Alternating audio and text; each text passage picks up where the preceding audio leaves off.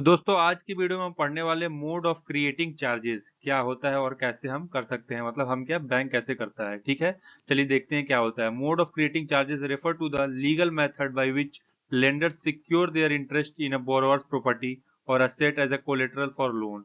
When a charge is created the lender has the right to recover the loan amount from the sale of the asset. ठीक है, यहाँ पे दोस्तों ये बताया गया है कि जब आपको बैंक लोन देती है, ठीक है, या कोई भी चीज देती है, बैंक अपना असेट देती है आपको, तो उसके बदले आपसे कुछ गिरवी रखवाती है। ठीक है, जैसे एग्जांपल के लिए मैं समझाऊं, अगर आप बैंक से लोन लेने जाएंगे तो अगर होम लोन लेते हैं तो आपकी जो होम की प्रॉपर्टी होगी, मतलब आपके घर और जमीन की प्रॉपर्टी होगी, वो अपने पास रखेगी। तब तक रखेगी जब तक आप उसका लोन पूरा नहीं कर देते हैं विथ इंटरेस्ट के साथ। ठीक है, उसी में कैसे अपना चार्ज बनाती है, चलिए आगे कर हम एक एक करके बात कर लेते हैं। ठीक है, पहले यहाँ पे लियन। ठीक है, यहाँ पे क्या होता है, lien is the right to retain possession of an asset until a debt is paid। ठीक है, इसका मतलब यहाँ पे ये होता है कि जब भी आप उधार लेने गए हैं, या उधार देने वाला जो बैंक होता है, उधार लेने वाले के कुछ सामान अपने पास रख लेता है। ठीक है, अपने पास जो सामान रखता है वो इसलिए रखता है ताकि आप उसका उधार चुका सकें, और उधार जब तक आप नहीं चुकाएंगे तब तक वो आपको नहीं देगा। एग्जाम्पल के लिए यहाँ पे लिखा है, बैंक में have a lien on goods store in a warehouse until the borrower repay the loan. जो भी आप उसके पास स्टोर रखेंगे, जैसे मैंने आपको समझाया कि अपनी प्रॉपर्टी रख दी आपने बैंक के पास, तो जब तक आप लोन को चुकता नहीं कर देंगे तब तक वो सामान अपने पास रखेगा। और अगर नहीं कर पाते हैं उस सामान को बेच के वो अपना रीपेमेंट, मतलब अपना वो जो पैसा आपको दिया था लोन, उसको आप रिकवर करेगा। ठीक है, दूसरा क्या है यहाँ पे, प्लेज।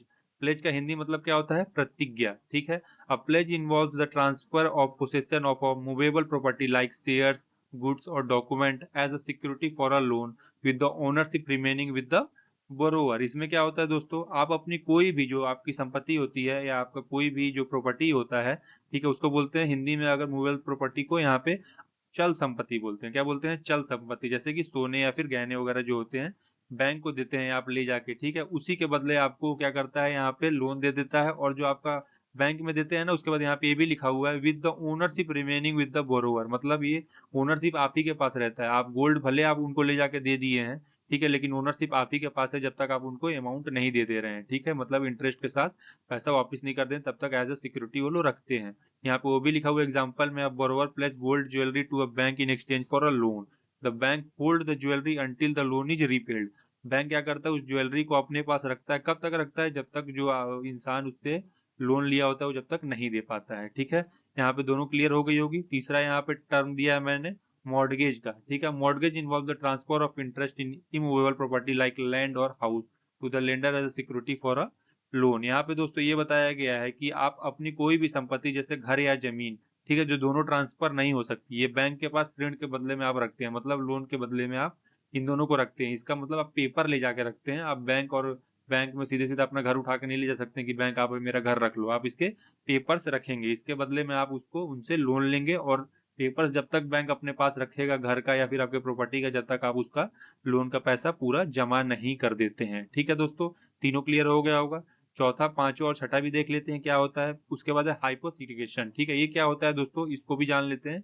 हाइपोथिकेशन क्या होता है। Hypothecation involves the charges on movable property like inventory on receivable without transferring possession to the lender. ठीक है दोस्तों, इसका मतलब यहाँ पे ये बताया गया कि आप अपनी कोई भी चल संपत्ति, इन्वेंट्री या फिर कोई भी सामान, गुड्स और सर्विसेज को बैंक के पास सुरक्षा के रूप में रखते हैं। ठीक है, लेकिन वो आपके पास ही रहती है। सपोज डेट की जो भी आपकी इन्वेंट्री है, आपकी वेयर हाउस है, उसको आप क्या करा देते हैं, यहाँ पे इंश्योरेंस करा देते हैं। मतलब वो बैंक इसलिए इंश्योरेंस करा देते हैं ताकि कुछ जल हो जाए तो आपको बाद में उसका पैसा वैसा मिल जाए फायर वगैरह से। ठीक है, तो आप बैंक के पास कुछ ऐसी सिक्योरिटीज रखते हैं, आप उसी का उसको इंटरेस्ट देते हैं या चार्ज देते हैं। आगे मैंने यहाँ पे लिखा भी है, businesses takes a loan by hypothecation its stock, meaning the stock remain with the businesses but the lender has right to sell it if the loan is not paid। ठीक है, अगर आप लोन पे नहीं कर पा रहे हैं तो वो क्या करेगा दोस्तों, बेच के उससे अपना पैसा रिकवर करेगा। ठीक है, पांचवा और छठा पॉइंट जो यहाँ पे मैंने दिया है दोस्तों, वो क्या दिया है, असाइनमेंट और चार्ज बाई एग्रीमेंट। असाइनमेंट क्या, assignment involve transferring right to और interest in mobile property like insurance policy और receivable to the lender as security for loan.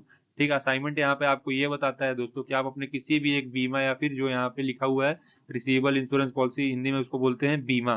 बीमा बीमा या पॉलिसी को बैंक को दे देते हैं ताकि वो अपने जब लोन की जो गारंटी है उसके रूप में ये रख पाए अपने पास। यहाँ पे वो भी एग्जाम्पल भी दिया है मैंने, borrower assign the benefit of an insurance policy to bank as a collateral for a loan, अगर हम पेमेंट नहीं करते हैं तो उस बीमा पॉलिसी को बेच के अपना जो लोन है उसको रिकवर कर सकते हैं। ठीक है, छठा पॉइंट यहाँ पे मैंने लिखा है चार्ज बाई एग्रीमेंट। इसका मतलब क्या होता है? Charge can also be created by an explicit agreement between the borrower and the lender, often document is contract है। इसका एग्जांपल से समझाने की कोशिश करूंगा। Company agree to create a charge over its asset in favour of bank as a security for a loan. ये एक लिखित समझौता मतलब रिटन एग्रीमेंट होता है। किसके बीच में होता है?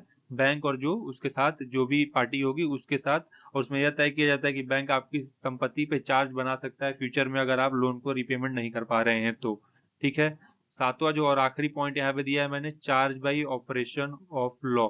ठीक है, ये कुछ इंटरेस्टिंग है, इसको देखते हैं क्या है ये। Sometimes a charge is created automatically by the law, मतलब लॉ के अंडर में अपने आप चार्ज क्रिएट हो जाता है, आप बनाने की कोशिश नहीं करते हैं लेकिन अपने आप ये चार्ज जो होता है वो क्रिएट हो जाता है और लॉ के अकॉर्डिंग आपको ये करना पड़ता है without the need for an agreement based on a specific legal provision. मैंने जैसे आपको बताया कि कभी कभी बिना किसी समझौते के ही कानून के अनुसार चार्ज बनाया जा सकता है। ठीक है, जैसे कि एग्जांपल में statutory charges like those for unpaid taxes can be created by law over a taxpayer property. यहाँ पे ये बताएगा कि आपने टैक्स नहीं दिया है तो होगा क्या, बैंक क्या करेगी या फिर जो गवर्नमेंट होती है वो आपके प्रॉपर्टी पे टैक्स बनाती है और उसको सेल करके अपने पैसे वापस लेती है या उस पे रोक लगा देती है। तो ये कुछ तरीके थे दोस्तों जो कि मैं आपको एक एक करके यहाँ पे समझाया हूँ। ठीक है, होप करता हूँ कि आपको ये पूरा तरीका अच्छा लग गया होगा दोस्तों हमारा। तो वीडियो को लाइक करिए, चैनल को सब्सक्राइब करिए। मिलते हैं अगले वीडियो में, तब तक के लिए जय हिंद।